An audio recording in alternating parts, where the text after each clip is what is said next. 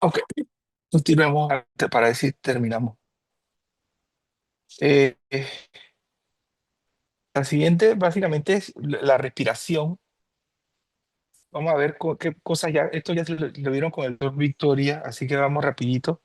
¿Qué hallazgos que pueden tener un paciente con un problema torácico? Eh, vamos a mencionar qué lesiones pueden ser potencialmente mortales, qué dispositivos pueden utilizar y hablar del paciente inicial del paciente con lesiones potencialmente mortales y lesiones torácicas. ¿Ok? Entonces tenemos la mecánica de respiración. Esto, durante la expiración, nosotros básicamente al expirar, nosotros botamos el CO2, ¿ok? Botamos el CO2, eh, botamos el CO2, un paciente en el cual tiene la respiración en reposo. Entonces vemos que las presiones no están tan alteradas y la presión cuando ya está en inspiración está un poquito más positiva. Entonces, un paciente puede estar bien oxigenado, pero no bien ventilado. Y un paciente puede estar bien ventilado, pero no bien oxigenado. Ese es lo que tenemos con problemas de la respiración. Y además de eso, hay otros factores como la caja torácica y los músculos y el diafragma que también sirven de alguna manera de ayuda. Que si tienes un problema de una fractura costal o si tienes un problema a nivel del diafragma, te pueden producir también problemas de respiración. Y es lo mismo, es observar, escuchar, palpar. ¿Qué voy a observar? Si hay taquipnea, si hay anosis. ¿Qué voy a escuchar? Si tiene ruido o no tiene ruido. Y palpar si tiene dolor, deformidad ósea, etcétera, o desviaciones de la tráquea central o desviada. Siempre vamos a hacer un monitoreo y el monitor es importante. En el monitor vemos que aquí tenemos la frecuencia cardíaca, tenemos la parte de la presión arterial, la saturación. Vemos como esto que está aquí es el PCO2, tenemos también el pulso, o sea, una serie de cosas importantes. Esto que está aquí nos llama bastante la atención porque este es el análisis continuo, esto no se hace en todos los pacientes, pero es bueno conocer bien cómo está el intercambio de oxígeno y de CO2, porque esto no solamente no te da un índice de que la respiración está adecuada, sino que el paciente también tiene una perfusión adecuada. Si no tienes esto, entonces hay que hacerle una gasometría al paciente.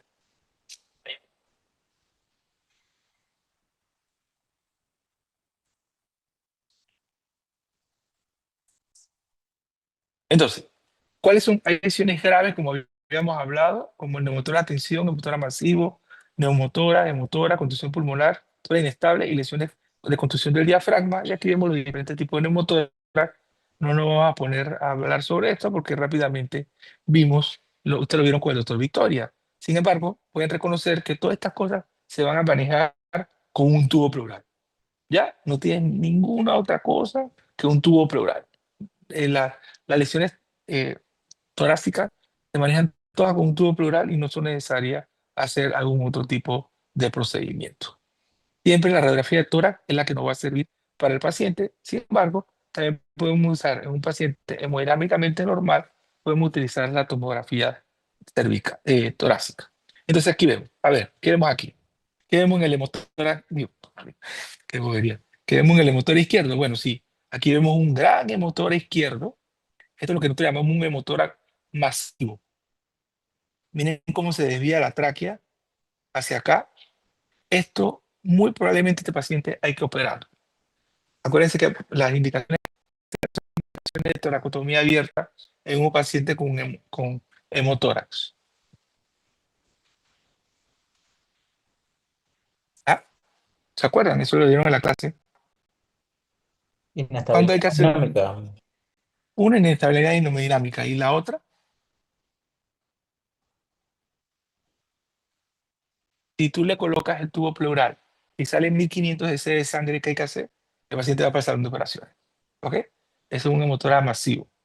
Dos, un paciente que tú le pusiste tubo pleural y ha drenado 200 cc por hora en 2 horas continuas, ese paciente va para el salón de operaciones. Si tú le pusiste tubo pleural y el paciente no ha mejorado esta imagen, ese paciente va para el salón de operaciones porque tiene un hemotórax importante. Aquí tienen el paciente, ¿qué es esto?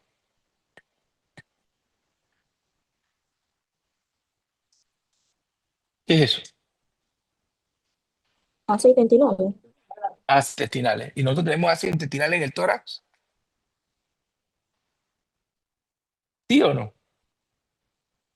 ¿Tenemos No, ácidos intestinales? No, no, exactamente. Entonces, si yo tengo ácidos intestinales, ¿qué tengo? Tengo una ruptura del diafragma. Principalmente las rupturas de diafragma son del lado izquierdo. El lado derecho, sí puede haber rupturas, pero el paciente ahí tiene el hígado, así que para ese problema, así que no debemos tener ningún problema. Entonces, el manejo, como le decía, siempre va a ser oxígeno suplementario. El paciente está intubado, hay que ponerle un ventilador, descomprimir el pecho, colocarle un tubo pleural. Según un motor de atención, hay que colocar una sonda, digo, hay que poner una aguja rápidamente a nivel del quinto espacio intercostal entre la línea axilar anterior y la línea axilar media. Y siempre estos pacientes van a estar asociados a problemas de fracturas costales, así que hay que controlar prontamente el dolor porque la mecánica ventilatoria tiene que ser adecuada. Neumotora de atención, que puede ser descompresión con una aguja o digital. Ojo, esto es importante. Tú puedes poner una aguja. Si no tiene la aguja y el paciente tiene una neumotora de atención, usted le abren inmediatamente la parte del tórax afectado y meten el dedo. Pa, pa. Entonces, al meter el dedo, va a salir, y sacan el dedo, va a salir una cantidad de aire y el paciente va a mejorar. Por supuesto que va, o sea, convierte un neumotórax de tensión en un neumotórax abierto.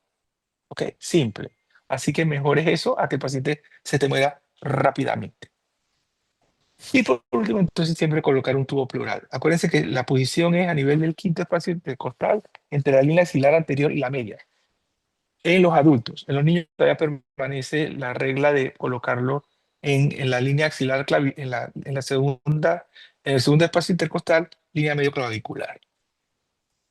Entonces aquí tenemos el tubo, una hemotórax, tenemos un hemotórax del lado izquierdo, entonces se coloca el tubo pleural, se coloca el tubo pleural y entonces eso va a drenar. Ya le dije, si el motor es mayor de 1500 o más de 200 cc por hora por 2 horas, ese paciente tiene que ser llevado al salón de paciente de operaciones.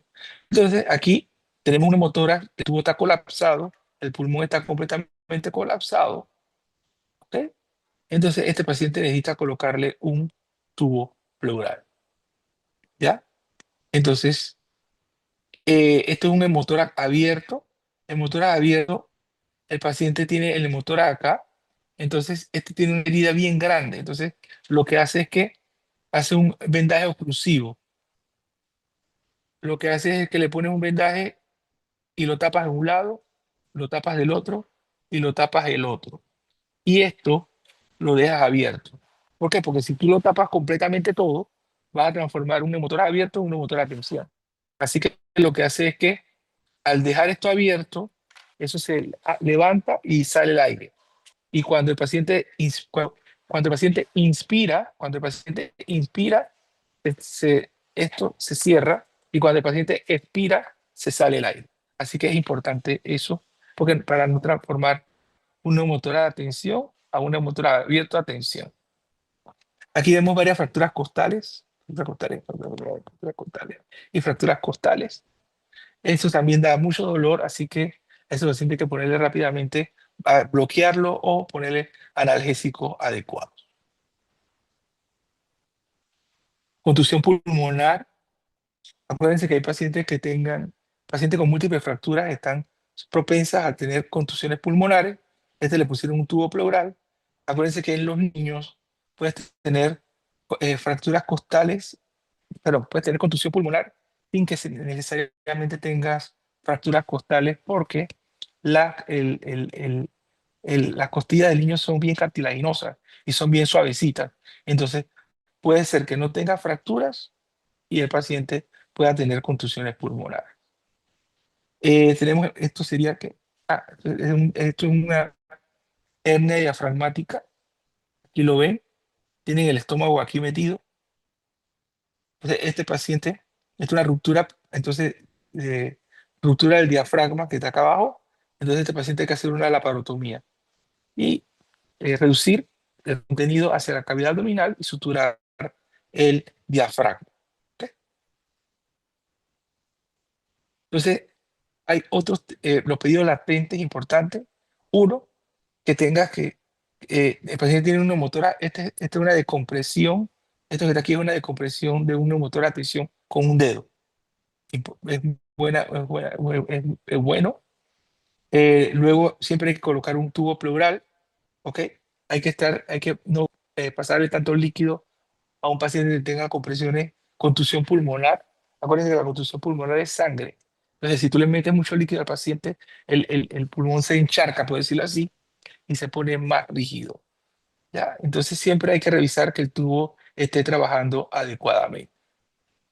¿Alguna pregunta? ¿Hay algo que haya quedado claro? ¿Algo que quieran aportar sobre el manejo de la ventilación?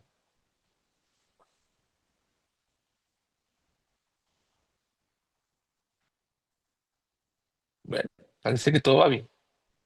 Ok, en resumen, siempre no evitar, eh, evitar que no haya retraso en el diagnóstico, hay que observar, escuchar, o sea, toda la parte de la propedéutica del tórax.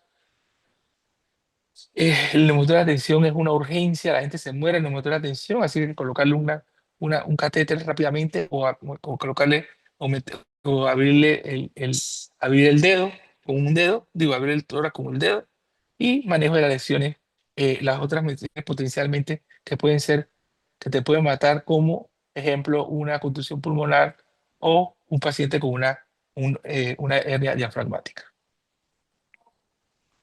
¿Alguna pregunta, algo que haya quedado raramente?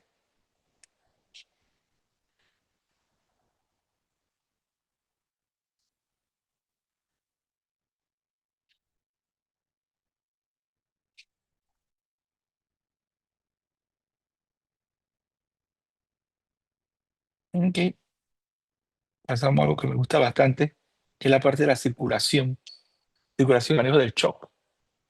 Entonces, es nuestro modo de ser, el shock. Ustedes siempre han dicho que, bueno, que el shock te mata, sí, el shock te mata, pero realmente siempre te va a matar primero la vía aérea, la ventilación y el shock de tercero. Siempre hay que saber que hay diferentes tipos de shock y sus subtipos y describir cuál es el mejor manejo inicial adecuado para el manejo del shock hemorrágico. ¿Ok? Entonces, aquí están todos los tipos de shock. Pueden ser shock hipovolémico, shock obstructivo, shock distributivo y el shock cardiogénico. Y acá están viendo cómo es la PVC, la resistencia venosa sistémica, el gasto cardíaco y cómo están las extremidades. De todos estos tipos, ¿cuál ustedes creen que es la que mayormente es el que se produce en el trauma? Hipovolémico. Polémico. Hipovolémico, exactamente. Hipovolémico. Y acuérdense que vimos que choque es mala perfusión. Choque es mala perfusión. Y aquí vemos los diferentes tipos de cómo se maneja la parte del shock, pero el choque hipovolémico es lo que nosotros vemos mayormente en los pacientes de trauma. Ok. El choque hipovolémico puede ser de dos causas, por tipo de hemorragia y por deshidratación. Este, este mayormente, en menor categoría. Como ven, la hemorragia es la causa más frecuente de shock antes que los otros tipos de shock. Así que siempre hay que pensar que es hemorrágico o hipovolémico hasta que se demuestre lo contrario. Entonces aquí tenemos un paciente en el cual esta es una lesión exsanguinante, ¿sí o no? Sí, Sí, ¿verdad? Exactamente, tiene una fractura violenta. Aquí te tuviste, por aquí pasa todo el paquete vascular nervioso, los vasos femorales, los vasos popliteos. Todo esto aquí es un enredo bien grande para, para la parte de nosotros, y entonces esto sangra bastante. Este paciente fue una lesión violenta, ¿ok? Entonces lo que yo tengo que hacer aquí es que ponerle un torniquete. Y ya al poner el torniquete, le voy manejando eso y voy directamente a la parte de manejo de la vía aérea.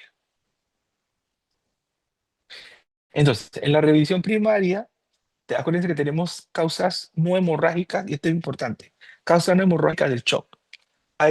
Yo puedo tener un paciente con shock y no es por falta de sangre, sino que puede ser obstructivo, como lo vemos en neumotora de tensión y taponamiento cardíaco. ¿Cómo ustedes pudieran diferenciar un neumotora de tensión de un taponamiento cardíaco? La triada de Beck, ¿Qué es la triada de Beck? ingurgitación yugular, hipotensión y ruidos cardíacos disminuidos o ausentes. Ok. ¿Cómo están las yugulares en el neumotora de tensión? Normales. En el neumotora de tensión, ¿alguien tiene otro comentario? ¿Cómo están las yugulares en el neumotora de tensión?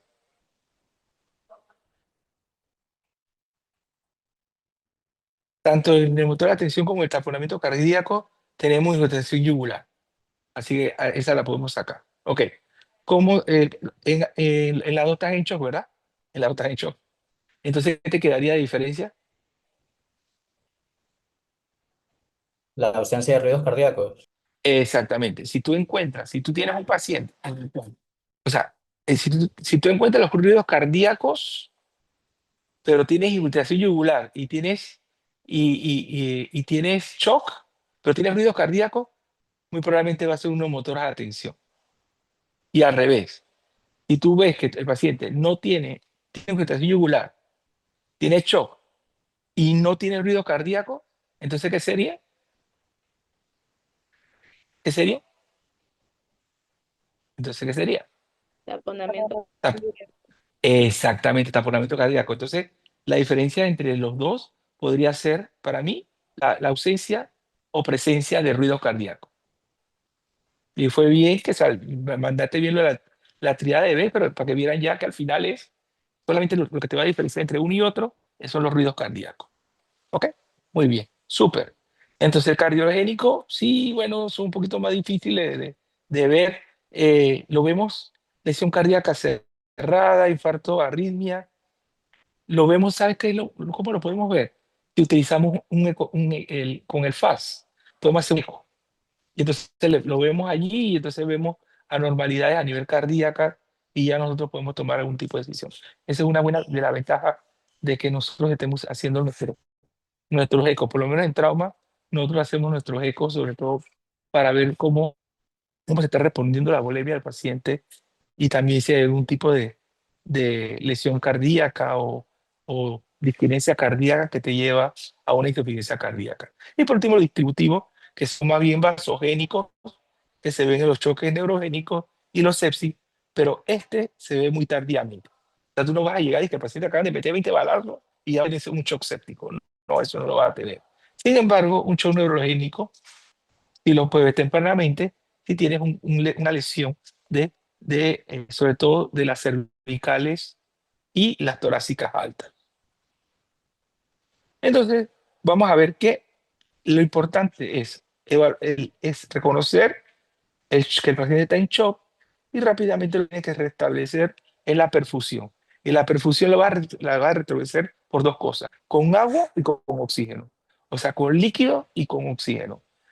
Primero con cristaloides y posteriormente lo hace con sangre. ¿Por qué no lo puede- no, porque usted cree que no se puede manejar rápidamente con sangre al principio? Y tengo que poner cristaloides. A ver,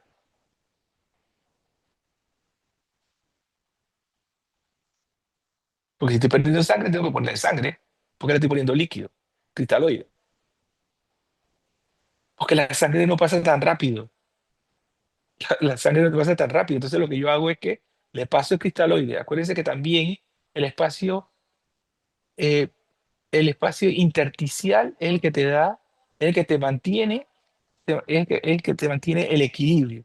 Entonces, ¿qué pasa? Si tú con el cristaloide tú le pasas al espacio intersticial, llenas el espacio intersticial con el cristaloide y posteriormente con la sangre llenas el espacio intravascular.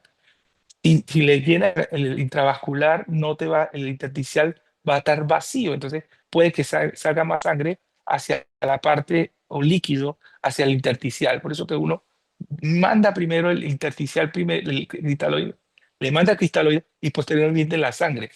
Y además tampoco no vas a tener siempre la sangre en el momento. Así que siempre hay que estar con algo para tratar de mejorar la perfusión y la oxigenación del paciente. Entonces, pero además de todo eso, no le pone que 20 lactato, 40 unidades de sangre, siempre hay que tener la oportunidad de que ese paciente tiene que parar el sangrado. ¿Cómo voy a parar el sangrado? Bueno, operando al paciente, sacándole el vaso, suturándole el hígado, suturándole la aorta, estabilizando una fractura de pelvis, estabilizando una fractura de tibia, estabilizando una fractura de húmero. Esa es la manera de que yo pueda parar el sangrado o detener el sangrado de todo paciente.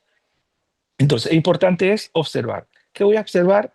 El estado de conciencia del paciente, la palidez del paciente, si tiene cianosis, relleno capilar retardado. ¿Cuánto debe de ser el relleno capilar? Menor a un ¿Cuánto segundo. tiempo? Ajá, y eso, ¿cómo tú lo puedes hacer con 2 segundos? ¿Cómo sabes que son 2 segundos? Vas a estar con un reloj y que en 2 segundos. ¿Ah? Es difícil, ¿ah? ¿Cómo vamos a hacer con 2 segundos? Ok, agarre. Sí, un Dime. Mississippi, dos Mississippi. Yo me- Sí, yo dije que entonces sí, sí, pipí, o pipí, sí, pipí. Me enredé. Tranquilos, hijos. Agarre, miren, agarre su dedito, eh, aplíquese presión al pulpejo y digan, llenado capilar, llenado capilar, llenado capilar. Y no así, no dos Mississippi ni tres Mississippi porque yo me enredo. Si tú dices llenado capilar así, de esta manera, pausada, y el paciente ya retornado, ya son dos, son más o son menos de 2 segundos. Ya. Entonces dice llenado capilar. Presionan llenado capilar. En todas las veces yo no estoy en shock porque cada vez que digo llenado capilar, retorna lo rojo a mí. Bueno, lo rojo a mi dedo. Así que dejen los Mississippi y, y la parte del reloj. Llenado capilar, digamos. Escuchen siempre los sonidos del corazón por taponamiento cardíaco, presión arterial y ver si también la piel está fría o demás. Esto te sirve también si es un shock vasogénico o un shock hemorrágico, porque en el shock hemorrágico hipovolémico va a estar fría la piel. Si es un shock vasogénico que se ve en sepsis y en pacientes con algún tipo de shock neurogénico, entonces sí vas a tener calor y sobre todo el pulso es importante. Entonces aquí vemos cómo se evalúan los órganos, casi siempre lo que vamos a tener una taquicardia, vasoconstricción, disminución del gasto, disminución del pulso, una disminución de la presión arterial media y disminución del flujo de sangre. Todo paciente que está en shock, que tuvo un trauma y está en shock, y tiene frío y demás, ese paciente tiene que atender. Entonces, creo que alguien dijo al principio de la clase, hablaron que, bueno, aquí podemos, cómo podíamos evaluar la cantidad de sangre que le podemos poner al paciente. Esto es un estudio clásico del Colegio Americano de Cirujanos. Esto se hizo en perritos, ¿ok? Entonces se categoriza en clase 1, clase 2, clase 3 y clase 4. Clase 1, normal, clase 2, clase leve, clase 3, moderada y clase 4, grave. Entonces aquí vemos cómo van cambiando los diferentes tipos. ¿Cuánto pierde? 750, 750 a 1500, 1500 a 2000 y más de 2000 cc. Y vemos también la frecuencia cardíaca. ¿Cómo se ve? Cómo va evaluándose la presión cardíaca, la presión arterial, la presión de pulso, la frecuencia respiratoria y todas esas cosas, y el déficit de base también, en su momento. Entonces, ¿qué no me sirve de esto? Ok, si yo veo que un paciente está en clase 3, yo tengo un paciente que va en clase 3, ese paciente yo inmediatamente le digo, ponle el lactato, mándame a buscar sangre sin cruzar, inmediatamente, porque yo sé que con el lactato no va a mejorar. El tipo ha perdido 2000 cc de sangre. Para yo mejorar, acuérdense que la relación es de lactato, de cristaloide a lactato de 3 a 1. Si el paciente pierde un cc de sangre, yo tengo que reponerlo con 3 de lactato. Entonces, si yo tengo 2000 cc de sangre que perdió el paciente, tendría que reponerlo con 6000 cc de lactato. No puedo. No le voy a poner que 6 lactato. No. Por eso que tengo que ponerle sangre inmediatamente. Eso es lo que me sirve.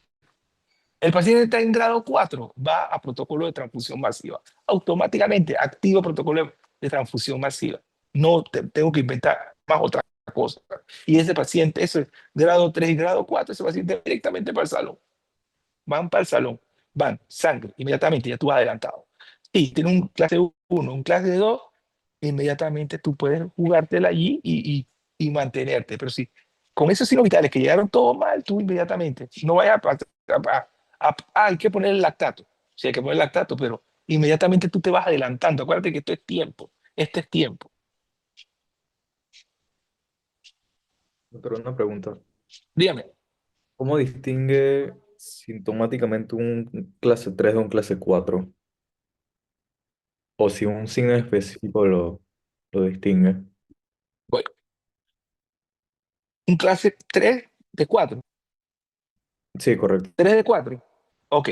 3 a 4, mira cómo está, dice aquí. La frecuencia cardíaca está elevada.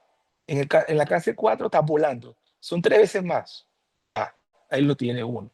La otra, la presión arterial puede estar normal o está completamente baja. Estamos hablando de la sistólica nada más. Lo otro también es el gasto urinario.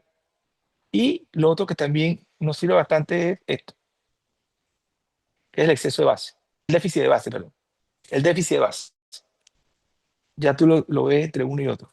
Pero ya yo sé, o sea, y es muy bueno lo que tú me acabas de decir, o sea, yo sé que entre este y este, yo siempre a los dos le voy a meter protocolo de transfusión masiva y va para el salón. Estos dos necesitan cirujano, alguien ahí contigo.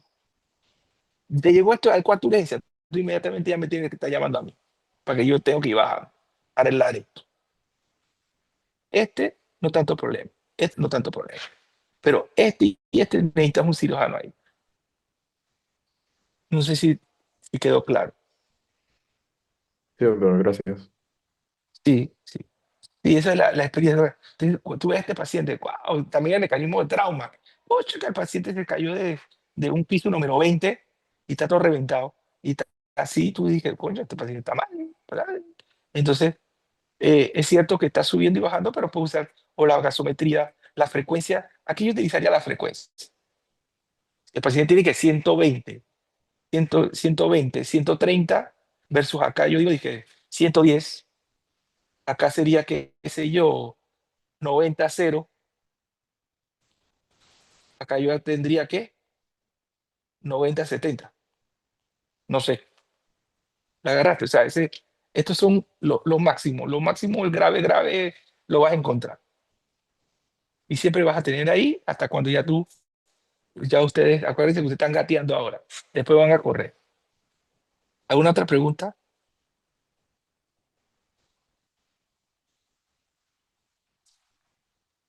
Muy bien. Entonces, lee las cavidades, nuevamente las cavidades donde pueden haber sangrado. Sara. Ah, Sara se fue a dormir. No, doctor, aquí. Léemelo. Tórax, huesos largos externos, pelvis, retroperitoneo y abdomen. Exactamente, eso para que ustedes vean dónde se concentra la sangre en un shock hemorrágico. ¿Y qué significa eso? Que ahí es donde tiene que hacer. A ver, ¿qué podrías hacer? ¿Qué podrían hacer para ver si la sangre es tórax? ¿Qué pueden utilizar? De anexos.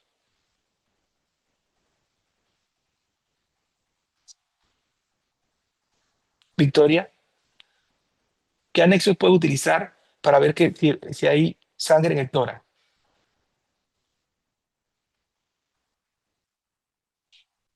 Anexo. Anexos. ¿Te recuerdas qué son los anexos? Radiografías, electros, Ya, ya, ya. ultrasonido, Sangre en ya, ya, el ya. tórax, Ajá. radiografía, Ya, radiografías, ya, pues. Está bien. un CAT. Acuérdate que el paciente está hemodinámicamente El tórax tú lo puedes hacer ahí. Un paciente que está inestable no puedes usar un CAT. Así que quédate con el tórax tranquilamente. Un Ah, ok. focus. Un, un focus o un FAS. FAS. Un FAS. Un FAS. Pues un IFAS. Porque el FAS es de abdomen nada más. Entonces podría ser un FAS. Un IFAS, perdón. IFAS. Y en abdomen, ¿cómo podría evaluar que tenga sangre en el abdomen? Con el FAS. Exactamente. Hueso largo,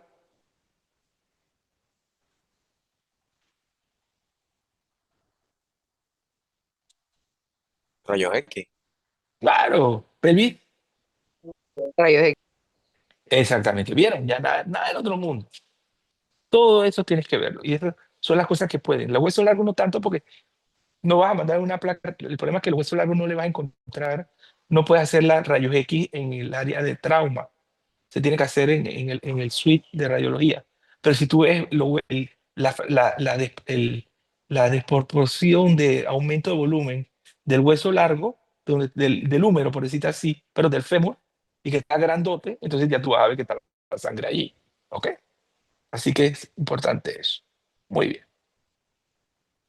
Entonces, siempre hay que tener problemas y los peligros latentes que pueden tener es que no exponen bien al paciente, el diagnóstico de choque pasa desapercibido, o que el paciente ha sangrado tanto allá en la escena, que cuando llegó acá tú ves que pero este tipo no está sangrando por ningún lugar, pero sabes que tiene un sangrado importante y entonces hay que tomar en cuenta eso.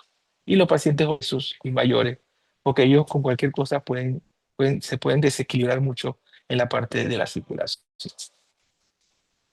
Entonces, siempre hay que tratar la causa subyacente, tratarlo, reparar la fuga y luego rellenar el tanque.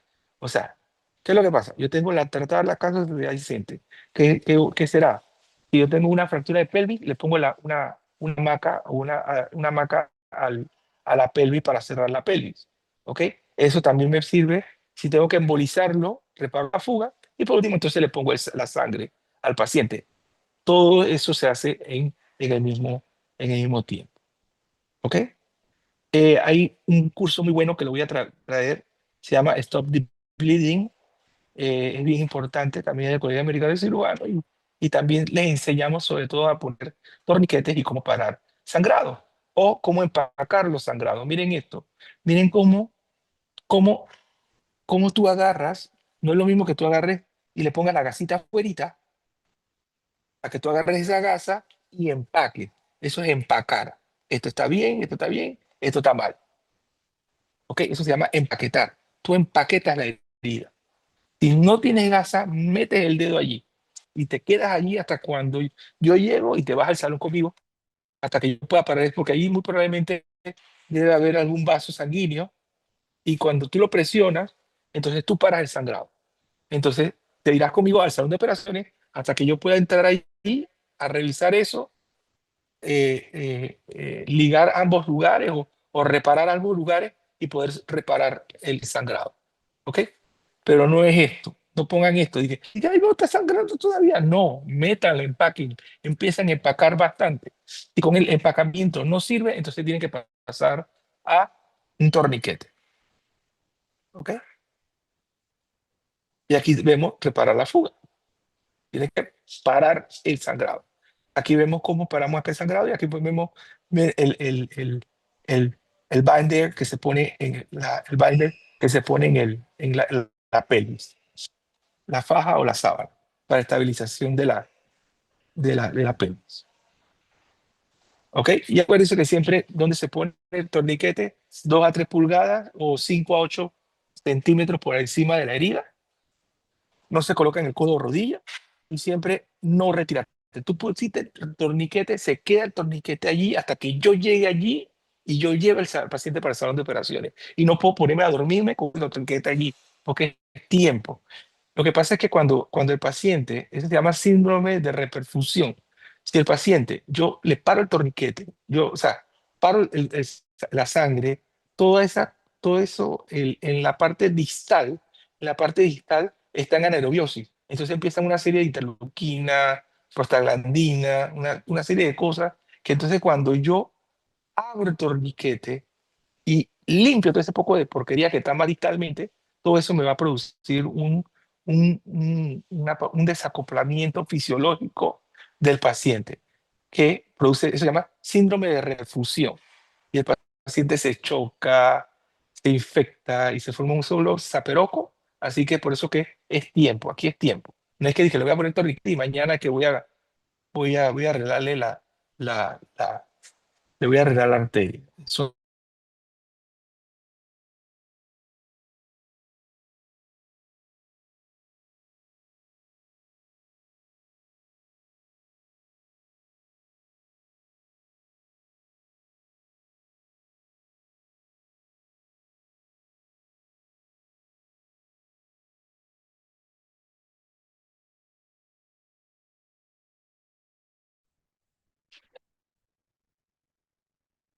Voy ¿qué pongo? Ir a la A para abrir de nuevo. Aló, nos sacó a todos. No, doctor, aquí estamos. Yo no sé qué pasó ahí, yo creo que le cayó un virus. Voy a seguir compartiendo. Ya regresamos. Ey, yo pago demasiado por Zoom y esta gente que me va a poner eso. Yo sé que iba a entrar alguien no indeseado. Debe ser Maduro.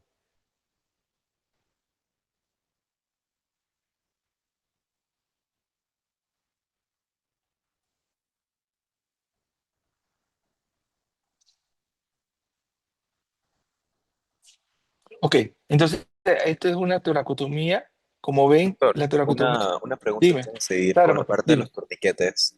Ajá. Es que yo he visto tanto como por guías y por redes sociales que el torniquete que no se puede dejar puesto, que se tiene que aflojar, que se tiene que dejar, que No, se no, tiene no, que no, no, aflojar. no, no, no, no. En caso de trauma, se deja y punto, eso no se mueve.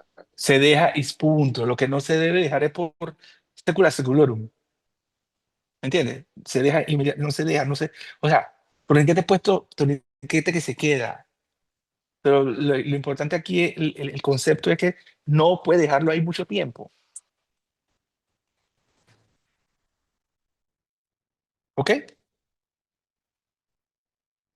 ¿Estamos claros en eso? O sea, Sí, tú ya. O lo sea, puedes lo dejo y ya que llegue de cirugía, ya ya. cirugía Sí, resuelve y ahí. el cirujano yo mismo lo voy a llevar para allá. Yo no voy a perder el tiempo. No dije, no, espérate, ya que le pusiste el torniquete, ya me voy a comer un McDonald's, porque tengo hambre y después voy a operarlo. No, no, no, no. El paciente va para el salón inmediatamente. El paciente va para el salón inmediatamente. ¿Por qué? Porque cuando yo estoy haciendo la reparación de los vasos sanguíneos, el torniquete se va a quedar allí. No lo puedo, a menos que lo que hago es que lo quito y entonces si tengo la manera de nosotros de identificar y referir, se llama referir los vasos sanguíneos, yo lo refiero para tratar de evitar, porque ahí está evitando toda la circulación para abajo. Así que, pero la circulación buena y la circulación mala. Entonces lo que yo hago, lo que hacemos nosotros es que, bueno, tenemos torniquete allí, vamos refiriendo las cosas que están abiertas, los vasos grandes, y entonces y ya vamos abriendo poco a poco. Eso también es importante. Pero ya estamos dentro de la cirugía, no estamos esperando a que amanezca el día para quitar ese torniquete. Y olvídate las leyes, nada de las redes. Las redes son basura. Muchas veces son basura. Así que usted lo que tiene que venir acá, revisar, ver los libros. Y esto es pues yo no veo ni Grey's Anatomy, ni nada de eso, ni IA, ni nada de esa cosa. Porque yo digo, pero si eso yo lo hago yo, entonces tira mucho a desvíos, de verdad, tira mucho a desvíos. Así que es eso, es eso. Pueden leer pero usted que lo dice, pero no, eso es así. Los torniquetes son necesarios. Y te estamos hablando de expertos. Entonces, bueno, aquí tenemos pacientes en una toracotomía abierta. Este es el pulmón, aquí tenemos el corazón. Muy probablemente le tiene el dedo en uno de los ventrículos o en la aorta. Esto es una toracotomía de urgencia. Esto antes nosotros lo hacíamos en el cuarto de urgencia. pero le decimos, eso no lo puede hacer cualquiera. Tú tienes que ser un cirujano o un cirujano de trauma que esté allí, porque ese paciente tiene que subir al salón. Entonces, sirve para evitar el taponamiento, sangrado por debajo, o sea, hay muchas cosas. Esas son cuestiones para tratar de salvar al paciente. Algunas veces no ha ido bien, algunas veces no ha ido mal, pero realmente es una manera ya más avanzada para reparar la fuga, como dice ahí. Y por último, llenar el tanque. Tiene que usar catéteres gruesos y cortos, ¿ok? Siempre, como le decíamos, 1 litro de lactato tibio, inmediatamente, miren cuál es el uno, inmediatamente hay que colocar sangre, ¿ok? Y tiene 3 respuestas. ¿Cuáles son las 3 respuestas que puede tener? Una, que el paciente con la respuesta, le pusiste lactato, mejoró. Eso es lo que todo el mundo quiere. Estamos bien. La otra es una respuesta transitoria. El paciente mejoró y cayó, ese es malo. Hay que buscar por qué pasó eso. Y la otra es que le está metiendo líquido y el paciente no mejora. La respuesta está ausente. Entonces, inmediatamente, ¡pum!, hay que también estar pendiente de eso, porque esas respuestas son respondió, respuesta transitoria y no respondió. Entonces, ese es muy bueno para saber eso. Y eso es lo que acá a continuación. Respuesta rápida, respuesta transitoria y respuesta mínima. Entonces aquí está la pérdida de sangre, la necesidad de sangre, la presencia temprana. Siempre tiene que tener el cirujano ahí cerca de un paciente según la respuesta. Esto es bien bueno, ¿ya?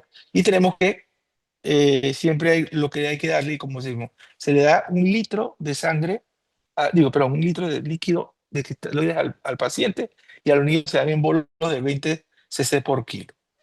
En bol, en bol. Entonces, tenemos la transfusión masiva. ¿Cuáles son las transfusiones masivas? El paciente tiene que tener si tiene una presión asistólica menor de o igual a 90, frecuencia cardíaca 90, más un FAS positivo, más mecanismo penetrante. Entonces y que no responde a una terapia inicial, hay que hacerle transfusión masiva. El Hospital Santo Tomás creo que es el único hospital de Panamá, y en eso es el tramo que nosotros manejamos. Tenemos el protocolo de transfusión masiva. Yo activo, el único que lo puede activar son los cirujanos de trauma, y si ya necesito un segundo pool de transfusión masiva, tengo que ya estar comunicándome con el hematólogo, porque se da bastante sangre, se da plasma fresco, se da sangre y se da también fibrinógeno. Entonces, es importante eso, como le decía, las infusiones de líquidos grandes no sustituyen la sangre, por eso que rápidamente tenemos que parar el sangrado y darle sangre. Es más, cuando nosotros tenemos pacientes con lesiones muy grandes, hasta que yo no pare el sangrado, y yo tengo tiempo para meter una buena presión y demás, yo le digo, aguántame esa sangre ahí hasta cuando yo pare el sangrado, yo lo voy a parar, lo voy a parar. Entonces ya cuando lo he parado, o lo he reparado, o lo he parado, entonces le digo al anestesiólogo, ya, vamos a poner sangre. ¿Por qué? Porque si no, toda la sangre se me va a quedar ahí. O sea, hasta que yo no tenga control de la hemorragia, yo no voy a reanimar estamos hablando en el salón de operaciones. Yo no le voy a pasar sangre o nada al paciente. Ya cuando yo digo, agarra, ya subiré la aorta, o subiré la cava, o saqué el vaso, o demás, o paré lo que tenía que haber parado, suturé corazón, dale, métele sangre, métele líquido, métele, vamos para adelante y vamos a meterle todo porque ya paré. Porque si no he podido controlarlo, va a ser una pérdida de recursos del paciente. ¿Ok?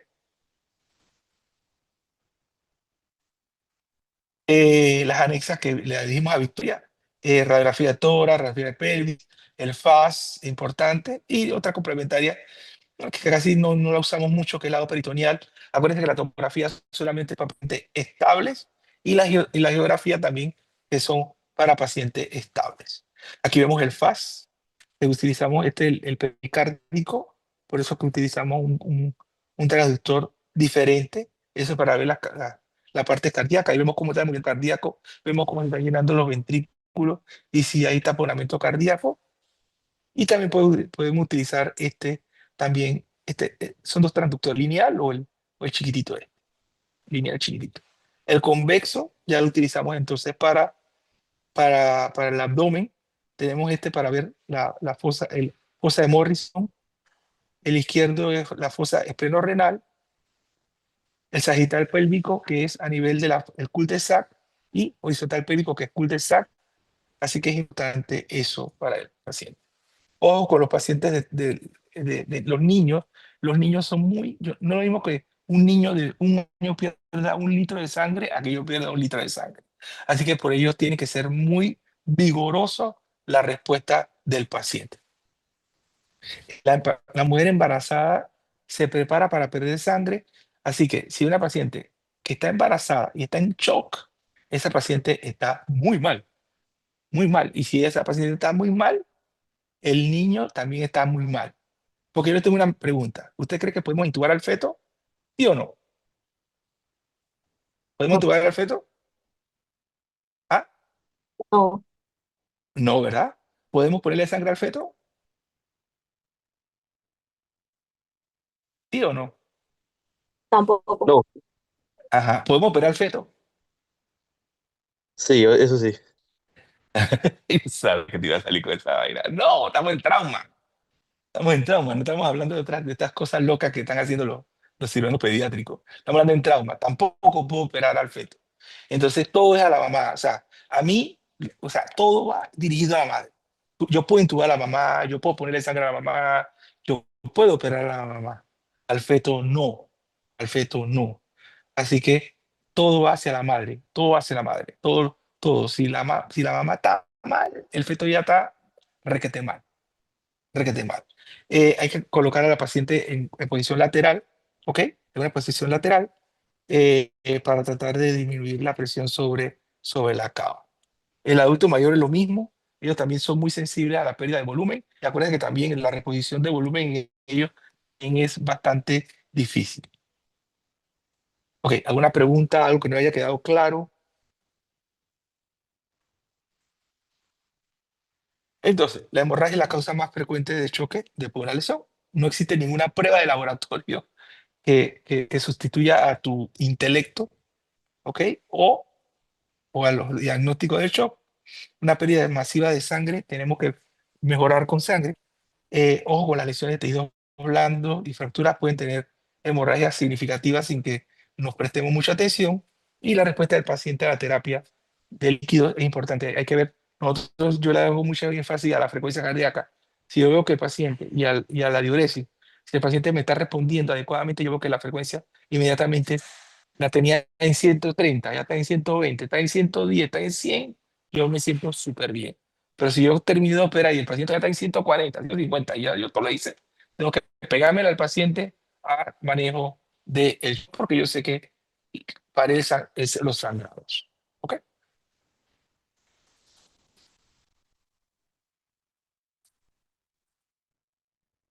Una pregunta.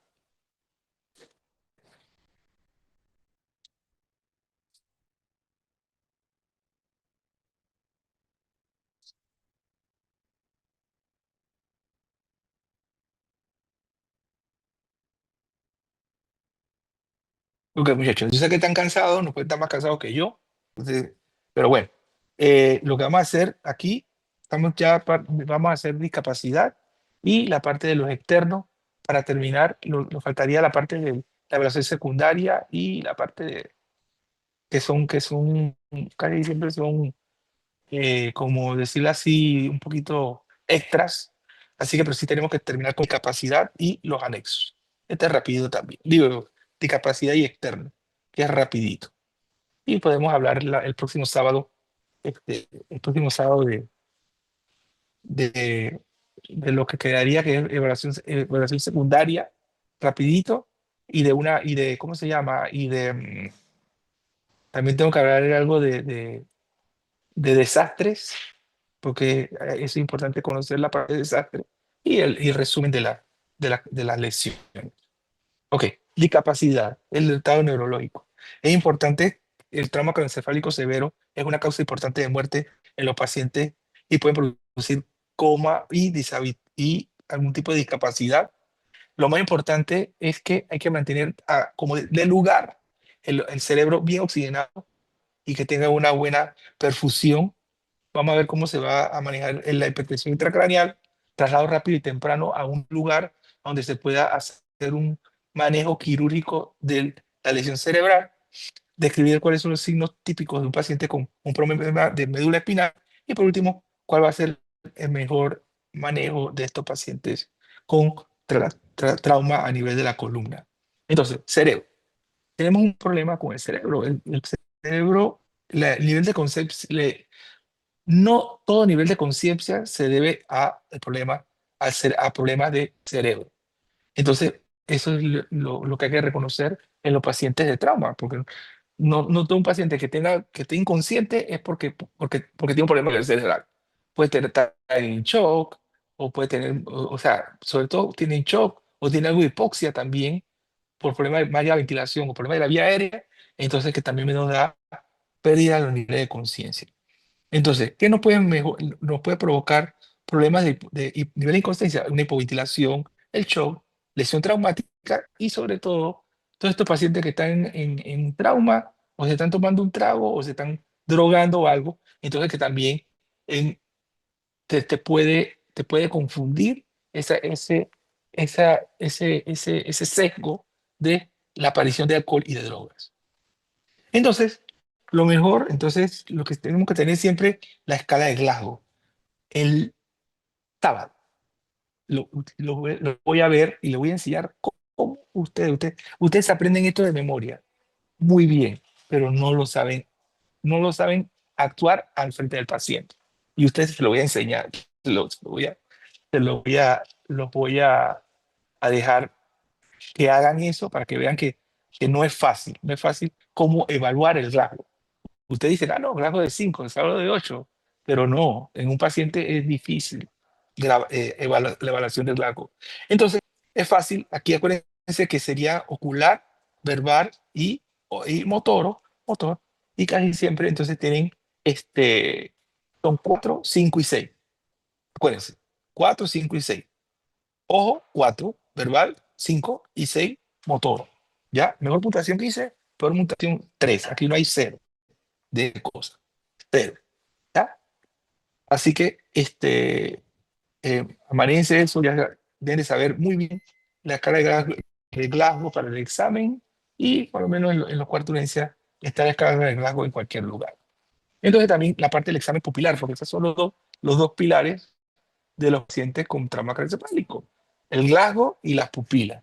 Entonces hay que ver si la pupila está dilatada, si está puntiforme o no tan reactiva. Eso es importante y aquí tenemos todos los tipos de las posibles tipos de patologías, si están simétricas no hay ningún problema, pero si el paciente tiene una herniación, vemos una pupila dilatada, mientras que la otra está mal, y eso me dice que el paciente está en una herniación. Ya, esta tiene una pupila puntiforme, entonces un daño, puede tener un daño pontino o una intoxicación. Entonces aquí vemos diferentes tipos de hemorragia. Tenemos el hematoma epidural, que lo vemos aquí. Tenemos la hemorragia subaracnoidea. Tenemos la hemorragia intracerebral, los hematomas subdurales y las hemorragias intraventriculares. La hemorragia subaracnoidea y las epidurales son bien severas porque producen daño muy rápido a nivel cerebral y cognitivo, y los hematomas subdurales se pueden catalogar en agudos y crónicos. Agudos y crónicos, y las hemorragias intracerebrales y las hemorragias intraventriculares son un poquito más benignas que los hematomas. Entonces, el problema del cerebro no es lo mismo. El problema del cerebro, a diferencia del abdomen, si en el abdomen sangra el hígado, yo tengo bastante, la cavidad abdominal es bastante amplia para que no haya ningún problema. Sin embargo, si yo sangro el cráneo, ¿qué es? El cráneo es una cavidad cerrada, no es expansible. El cráneo no es expansible, no es como el abdomen que se expande. Yo sangro en el abdomen, el abdomen se expande. Sin embargo, el cráneo es rígido, es un hueso. Entonces, si sangra una pequeña cantidad de sangre, y además, si vamos a la base del cráneo, que tiene peñascos, riscos y un poco de cosas en la base, entonces también eso te hace lesionar la base la base del cerebro. Entonces, una pequeña cantidad de sangre te puede producir muchos problemas a nivel del el cerebro. Entonces aquí tenemos clásicamente el hematoma epidural, es como si fuera es en una forma de cóncava, es cóncava, casi siempre se debe a una lesión de la arteria meningia media y casi siempre son arteriales y pueden estar asociadas o no con algún tipo de fractura. Aquí vemos un cefalomatoma y miren cómo esto tan poquito, mira cómo la línea media se va hacia acá. Este paciente hay que operar inmediatamente. Aquí vemos un hematoma subdural, casi siempre se ve que ubica varias áreas varias áreas del cerebro, ¿ok? También casi siempre son de origen venoso, a diferencia del epidural que son arteriales, y vemos los hematomas intraparenquimatosos, que son más difíciles, ¿no? Porque yo lo puedo drenar. Este lo dreno, este son un poquito, hay que utilizar un poquito más, y ustedes ven que este produce mucho más edema. Miren que la circunvalación ni se ve. Aquí yo veo circunvalación, acá no, aquí hay un gran edema, miren que casi las circunvalaciones ni se ven. Entonces, ¿qué pasa? Vamos a suponer, yo tengo un paciente en el cual hay un aumento de la presión intracraneana por efecto de masa, por sangre o por edema. Entonces, la presión intracraneana normal es de 10. Entonces, ¿qué pasa? El organismo, según la ley de Monroe-Kelly, tiene un modo de compensación de mantener a través de tres mecanismos: líquido cefalorraquídeo, líquido cefalorraquídeo, la parte arterial, la parte venosa, que lo veremos en la otra diapositiva, me hace una compensación para mantener la presión a pesar de que tenga un efecto de masa. Entonces ustedes van viendo que va aumentando la masa, va aumentando 10 milímetros de mercurio, es lo normal, es lo normal. Si yo no hago nada, el, pa- el nivel de compensación se mantiene. Sin embargo, a donde ya hay el desvío aquí, que aumenta mucho la presión y que el volumen de masa sobrepase la compensación, y ya también mire cómo se forma esta, esta, esta curva, esta pendiente se hace muy acelerada e inmediatamente me lleva a una herniación y el paciente va a tener algún tipo de problema.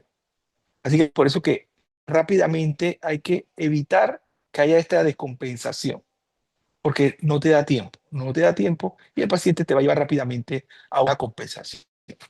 Entonces tenemos aquí, para que sepan, cuál es la presión de perfusión cerebral.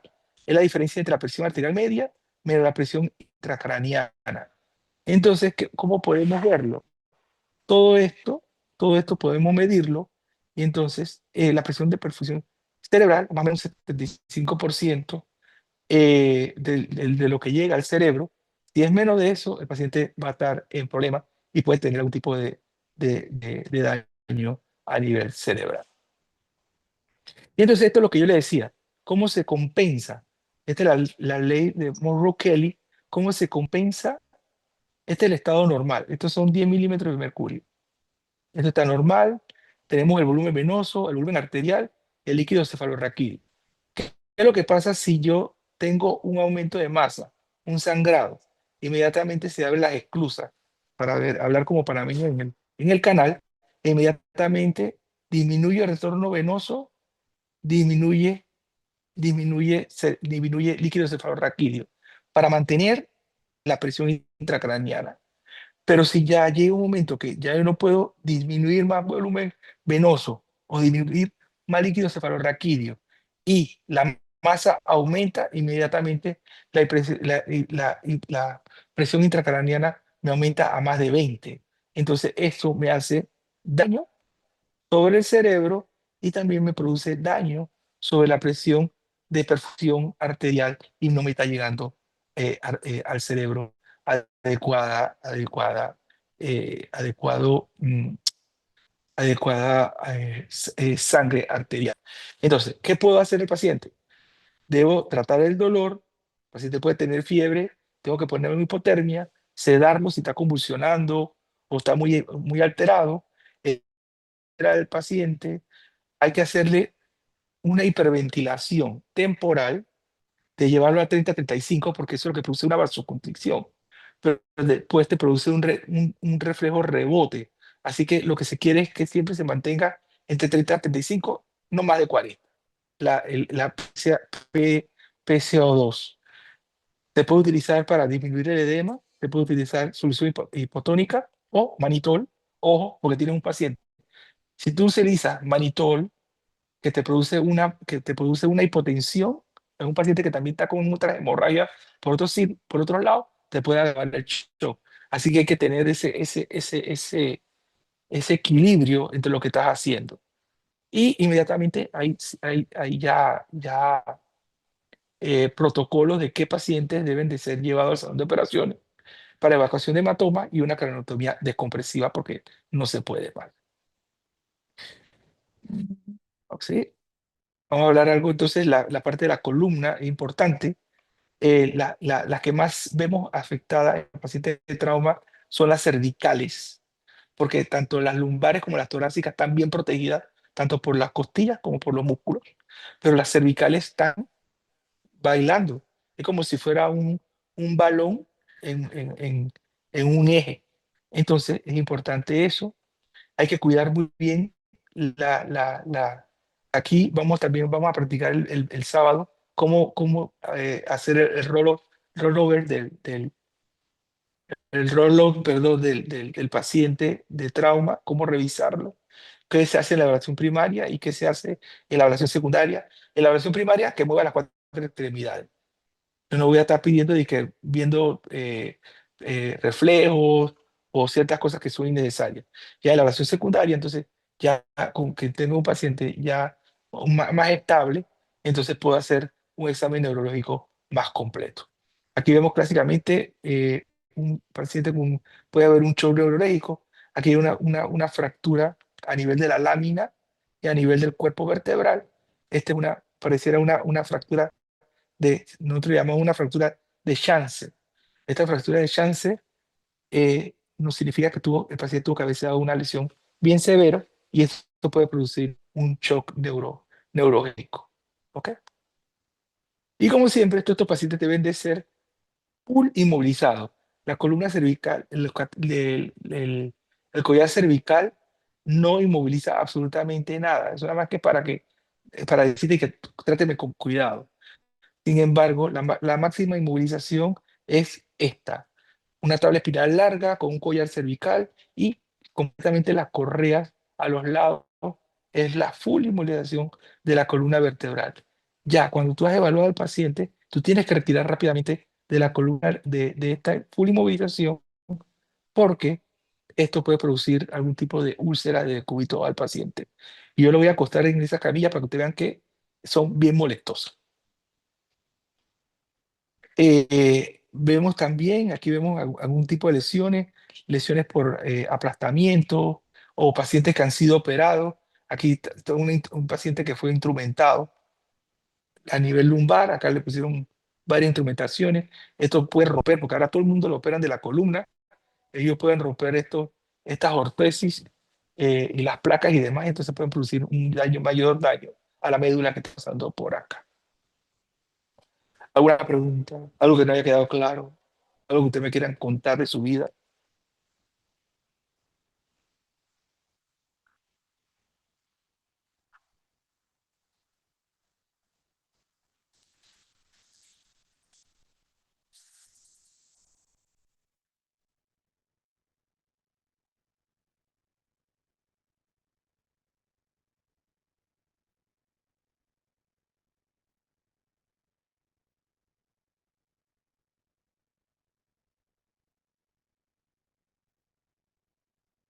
Ok.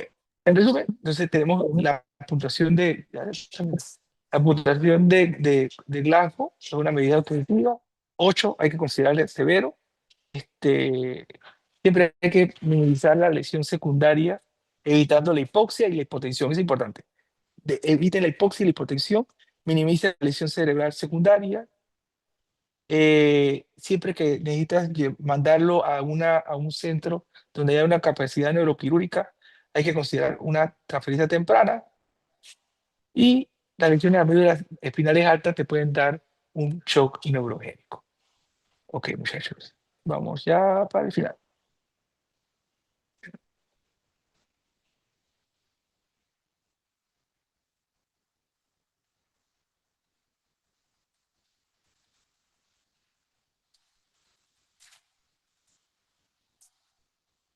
Para que orinen un ratito.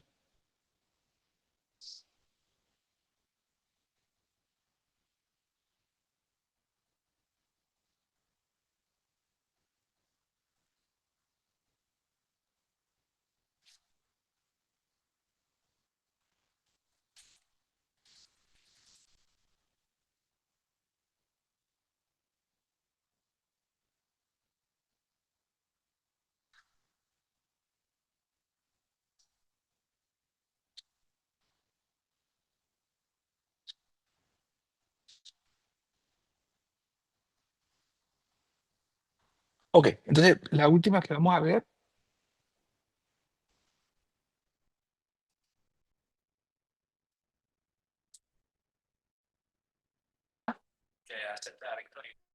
¿Qué? Ah, Jesús. Ah, ya, bueno, está.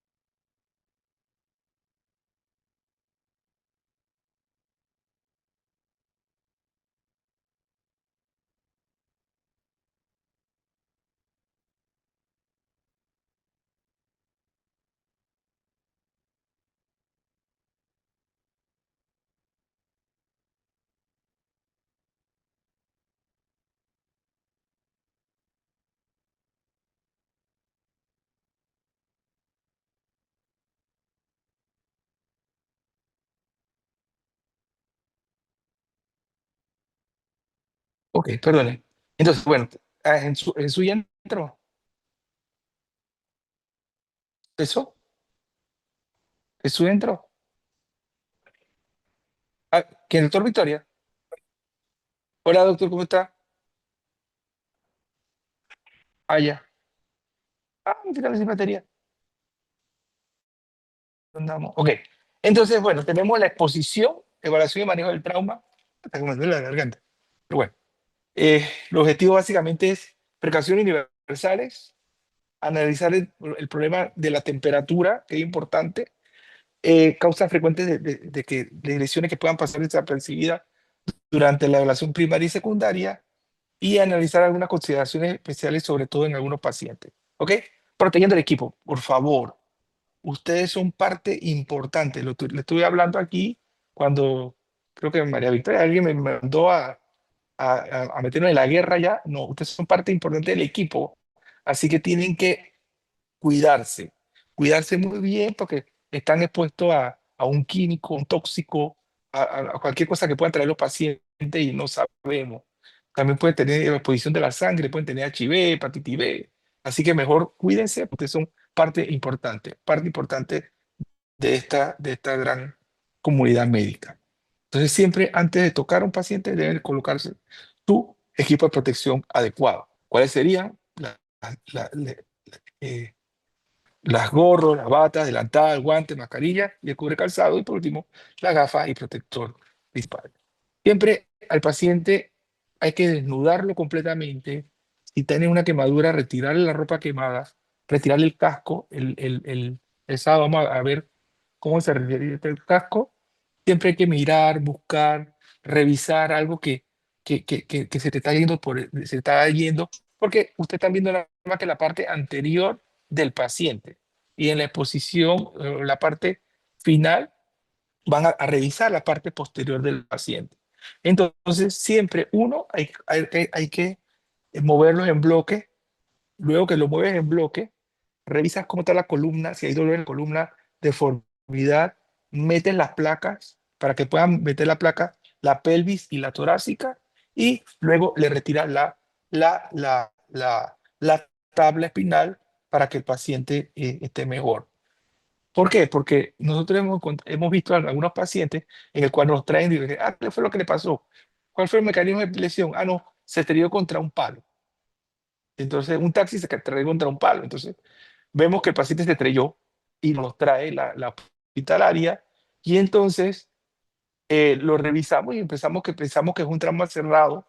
Entonces, el trauma cerrado siempre va un poquito no más suave ni más lento, sino que el trauma cerrado sí tenemos que tener un poquito más de acuciosidad antes de tomar una decisión. No todo trauma cerrado queda en una cirugía. Entonces, al contrario de un trauma penetrante. Sin embargo, hemos encontrado a este paciente que se estrelló contra el taxi, que se estrelló contra un árbol, y después cuando lo movemos, encontramos que el paciente o tiene una puñalada en la espalda o tiene un tiro en la espalda. Que nosotros estábamos tranquilos porque el paciente tenía un trauma cerrado. Sin embargo, me dijo, cuando vemos, pucha, mira, tiene una herida atrás en la espalda, este paciente hay que correr, ya ese paciente sí, porque sí, tiene casi el 99.99% que tenemos que subirlo al salón. Y hemos estado perdiendo el tiempo en haciéndole ciertas cosas. Por eso que es lo mismo en script. Entonces, en cuanto a la hipotermia, como le decía, la hipotermia lo que produce, o sea, aquí está clarito, ¿no? Tenemos un paciente en el cual tiene aumento del ácido láctico porque el paciente está en anaerobiosis, tiene, la sal está ácida, hay una disminución del gasto gástrico. Todo esto nos va a bajar nos baja la temperatura y eso nos produce una coagulopatía. Esa coagulopatía puede producir mayor daño.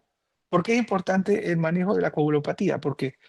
Y eso nos sirve también a nosotros porque no nos pasamos mucho tiempo con el paciente en el salón de operaciones abierto. Tratamos de hacer control de daño, sacarlo, llevarlo al intensivo, reponerlo y nuevamente entrar con el paciente a hacer la cirugía. Definitivamente, porque los pacientes se nos mueren, empezamos a que sangran. Y no están sangrando porque hay un vaso abierto, sino que hay una coagulopatía en como le decía, en capas. Entonces aquí en esta diapositiva, ven cómo el paciente lo ven en bloque. Aquí aprovechamos para hacer el tacto rectal, evaluar el peritoneo y ver si hay algunas otras lesiones que puedan hacer sospechar que el paciente tenga otras lesiones que hayan pasado desapercibidas en la evaluación anterior del torso y de todo el cuerpo. Ojo que los niños tienen un mayor riesgo de hipotermia porque tienen una alta relación entre la superficie corporal y ellos tienen alta tasa metabólica. Y ojo con los niños cuando estén en inmersión, sobre todo cuando estén trabajando ya en Boston y en Alaska, los niños tienen ahogamiento por inmersión. Y entonces, ustedes saquen al niño o sacan a la persona y tienen que recalentarla a la persona. Si la paciente no la recalienta, hasta que no la recalienta, no pueden decir que está muerta. ¿Ya? Porque hemos tenido casos en el cual el paciente queda allá abajo, está frío, y cuando lo recalienta, el paciente sobrevive. Así que no es siempre el 100%, pero siempre tiene que estar bien recalentado para que el paciente, usted digan que está muerto o no. Lo mismo pasa con los adultos mayores. Los adultos mayores son muy propensos al frío, son delgaditos, no tienen masa adiposa o grasa que los ampare, también son muy susceptibles son muy frágiles a las caídas y demás. Entonces, por eso que hay que quitarle rápidamente el collar cervical si es posible, o retirarlo de la tabla espinal, porque le puede producir algún tipo de úlceras en el paciente. En la paciente en el embarazo, casi siempre traten de mantener siempre en esta posición en el decúbito lateral izquierdo para tratar de descomprimir, como vemos aquí, la vena cava, y así también el paciente mejora su parte de su manejo de su shock. Entonces, por ahí tiene alguna pregunta, algo que no haya quedado claro, estamos a su disposición, o si no, vamos al cierre. Entonces, siempre hay que asumir la posibilidad de que la exposición al ambiente puede producir problemas a tus pacientes. Siempre hay que utilizar precauciones universales. La exposición debe ser completa, revisar bien, tener ese olfato de que las cosas pueden estar no tan bien como ustedes piensan. Los pacientes pediátricos, los adultos y la mujer embarazada tienen un mayor riesgo de tener eventos adversos. Eso no significa de que se manejen diferentes, no, sino que por cierta contextura pueden tener efectos adversos.